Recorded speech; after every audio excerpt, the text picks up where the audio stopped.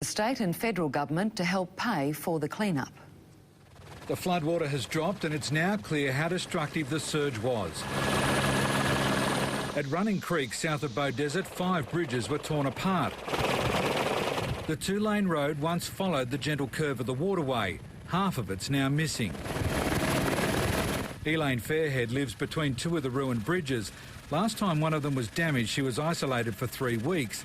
She fears it will be months before she'll be able to drive to town for groceries. So it's... But if I don't know what to do. SES crews are still trying to find families that have been marooned for days. I'll just keep a look along the bank to see if I can see anybody. They found the Keogh family. Pregnant Barbara, husband Chris and 5 children spent 2 days sheltering under a tarp. They had to swim for high ground after Christmas Creek flooded their house. Just laid under there until we knew it was going back down. Many of the bridges that withstood the torrent were undermined.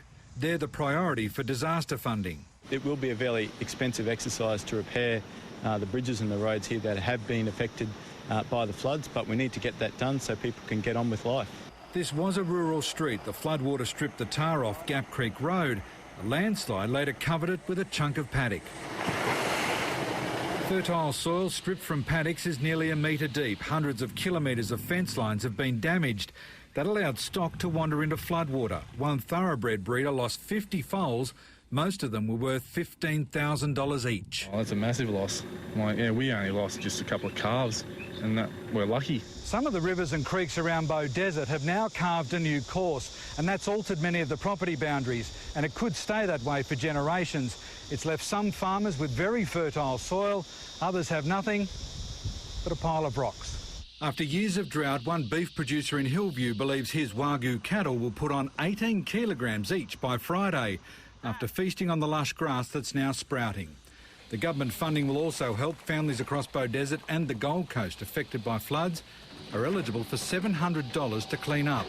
The handouts may spread to people affected on the Sunshine Coast once councils finish damage assessments. And more cloudbursts caused problems at Yamanto this afternoon.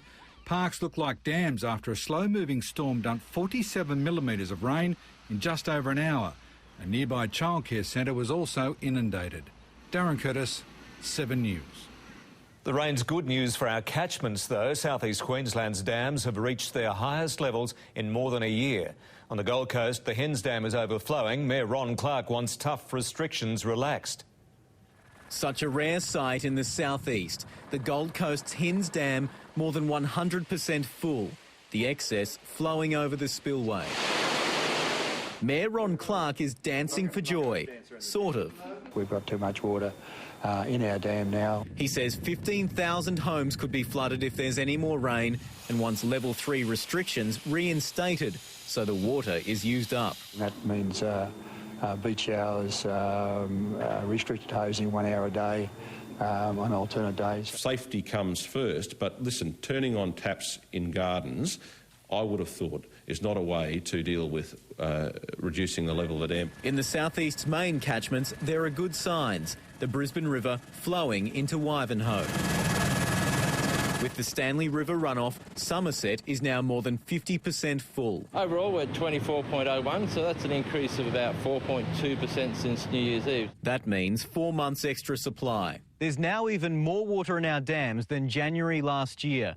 Back then, the southeast was on level 4 restrictions. But there'll be no relief from level 6. When we lift water restrictions in southeast Queensland, we want to lift them to, on a long-term basis. We don't want to say to people, oh, today you can turn the taps on, 2 months later you can't. Michael Best, 7 News. Flooding has resulted in more northern New South Wales towns being declared disaster areas. The swollen rivers have peaked, but properties remain submerged and thousands of residents could remain isolated for more than a week. New South Wales Premier Morris Yema visited the region today. Emergency supplies are being delivered by air and by boat to the worst hit areas, including Lismore, the Richmond Valley and Tenterfield. A lot of people were caught unawares and there was a lot of people asking for help. The total damage bill is estimated at $40 million. Angry Capera residents have lashed out at Brisbane City Council and developers for ignoring pleas to fix repeated flooding of their homes. They say they're inundated with water from a nearby quarry every time it rains. This is what residents in Glenmorgan Street face every time there's a heavy downpour.